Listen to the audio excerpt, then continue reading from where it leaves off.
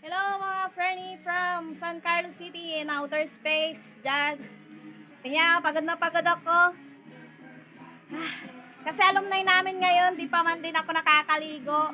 Parang naligo na. At iba ang ligo ko dahil iba ang amoy. Ayan. Kakatapos ko lang magluto para sa reunion namin. Ayan o. So makita. Kapagod. Siyempre, kailangan may salad. Yan. Mixed veggies yan. At may mangga, wag kayo. Siyempre, ang aking pork curry. At susunod dyan, ang aking signature kajon. Kajon kay Jan, kajon. Kajon. At siyempre, ang aking maywagang igado. Igado. Hindi ko alam kung anong tawag sa inyo nito. Ay! Pero igado ang tawag namin dito niyan. Shout out sa mga Ilocano. Favorite nila yan.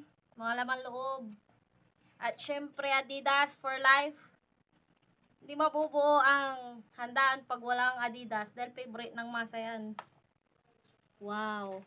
Look at that. Look at that. Syempre may sausawan yan. Kita nyo. Pwede na pala akong magbenta. Ay, Diyos ko Lord, salamat sa nanay ko, tsaka sa asawa ko, pati sa anak kong pasaway, natapos din. Thank you. Ay. At ayan nga, nakita nyo ng pinagpaguran ko, dahil alas 3 ang usapan. Anong petsa na? Ano bang oras? 2:58. Mag alas 3 na, Joey. Naginat pa ako nga pala. Shout out kay Mari Flirida Amor, kay Pari J. Rasho, kay Risa Barciliano, kay Michelle Garcia, at kay Mari Jennifer Ulikino. Ayan na ang ating pinag-ambagan. Oh. Ay, grabe, napagkasya. Ang dapat ipagkasya. Awa ng Diyos. Diskarte lang yan. Maraming salamat po. Sana dumalo kayong lahat ngayong araw na ito sa Kuliling National High School dahil first ever alumni homecoming namin. Kami ay batch 2005. Yan, napulol na ako. Hindi pa uminom. Ay, naku po.